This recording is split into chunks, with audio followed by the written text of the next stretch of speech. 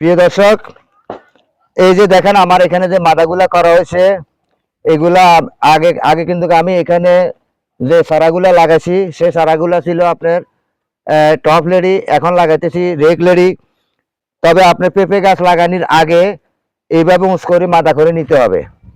আমার এগুলো হইলো সম্পূর্ণ তোলা মাটি, এগুলো হইলো গোবর সারের মাটি। তবে আমি এই মাটিগুলা উঁচ করে মাদাগুলা করে নিছি, যেহেতু পরবর্তীতে এখানে বর্ষার পানি না পায়, কিন্তু পানি পাইলে গাছ শিকড় মরে যায়, গাছ পচে যায়। তাই এই কারণে আপনাদেরকে মাদাগুলো উঁচ করে নিতে হবে। এখানে আমি কালো সার মানে বাংলা টিএসপি আগে দিয়ে দিছি, এখন এখানে দিচ্ছি আপনার এই ড্যাপ সার এবং কি পটাশ এবং কি বাসুডিন, এগুলা মিক্স করে এখন আমি দিয়ে দিচ্ছি। এগুলা দেওয়ার পরে আপনার এই এক সপ্তাহ পর্যন্ত এগুলা ফসাবো। এক সপ্তাহ পর্যন্ত এগুলা ফসাইয়ারে এরপরে মাটিগুলো আবার আমি দুধুরা করে নেব। এগুলারে মাটিগুলো উসমেয়াল করে মাটিগুলো দুধুরা করে নিব। দুধুরা করে নিয়ে সেখানে আবার গর্ত করব। গর্ত করে সেখানে আবার আপনার এই জৈব সার, যেমন আমি মুরগির বিষটা, গরুর গোবর দিয়ারে আমি যে জৈব সারগুলা তৈরি করছি সেই জৈব সারগুলা আমি ব্যবহার করব। আমি আবারও বলতেছি, আপনারা মাদাগুলা করার সময় উঁচ করে মাথাগুলা করবেন এবং কি নিচের থেকে আপনারা 2 ফুট করে নিচের থেকে মাদাটা উঠে আনবেন। কিন্তু মাদাটা উঁচ হইতে হবে, উঁচ না হলে সেখানে আপনার গাছ ভালো পাবে না, ভালো টিকবে না। এই যে দেখেন ক্যামেরাম্যান সাহেব, আমার এখানে গাছটা দেখেন। এই যে দেখেন এখানে যে পেঁপে গাছ, এটা হলো টপ রেডি। আর এখানে এই পেঁপে গাছে আপনার 40 দিনে ফুল আসবে। যেমন আমার পেঁপে গাছগুলা কত লক্ষণ ভালো, তাই আপনাদেরকে দেখাচ্ছি। আর এইদিকে দেখেন, এটা হলো ফলের ক্যারাট, কিন্তু আপনি ইচ্ছে করলে ফলের ক্যারাটও আপনার চাষাবাদ করতে পারবেন। ফলের ক্যারাটও আমি পেঁপে গাছ লাগাবো রেকলারি, কারণ এটা 40 দিনে ফুল আসে। এই রেকলারি লাগাবো, এখানে ফলের ক্যারাট, এই ফলের ক্যারাটে লাগাবো। ফলের ক্যারাটে লাগাবার পরে আপনার এখানে ইনশাআল্লাহ পেঁপে গাছ হয়ে যাবে।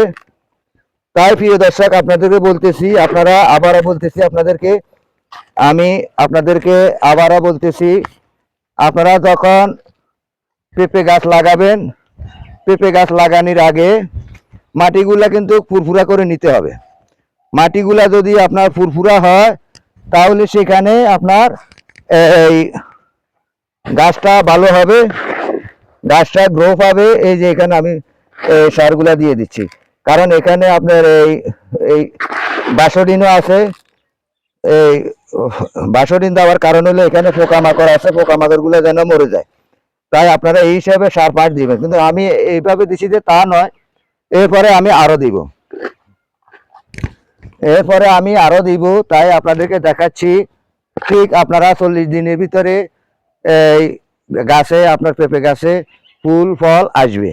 তাই প্রিয় দর্শক, আপনাদেরকে বলতে চাই, আপনারা পেঁপে গাছ লাগানোর আগে আপনারা সেই হিসাবে লাগাবেন, মাদাগুলো উঁচ করে নেবেন।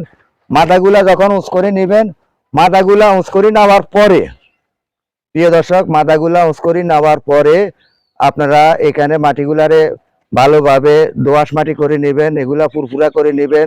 কারণ আমি যে এখন সার দিছি, সার দেওয়ার 5 দিন পরে কি আমি 1 সপ্তাহ পরে কি আমি গাছ লাগাবো না। এর ভিতরে মাটিগুলারে আবার উসমেয়াল করব, এগুলারে আমি ফুরফুরা করব, ফুরফুরা করি আবার গর্ত করব।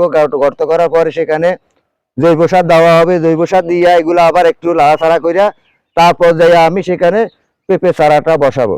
অবশ্যই আপনারা দেখবেন, আপনারা আমার ভিডিও দূরে থাকবেন, আমি কখন কিভাবে পেঁপে গাছ লাগাচ্ছি, কিভাবে আপনার পেঁপে ভালো পেঁপে পাওয়া যায় গাছের এক বৃহৎ উপর থেকে, কিংবা একাত্তের থেকে কিভাবে পেঁপে গাছে পেঁপে ধরে, সেই বিষয়টা আপনাদেরকে আমি সেই হিসাবে আপনাদেরকে আমি ভিডিওগুলো দিচ্ছি। তাই আমি আব্দুল মতিন, আদর্শ গ্রাম কৃষি ও মুরগির খামার ইউটিউব চ্যানেল ও ফেসবুক পেজ থেকে বিদায় নিচ্ছি। আসসালামু আলাইকুম ওয়া রাহমাতুল্লাহি ওয়া বারাকাতুহু।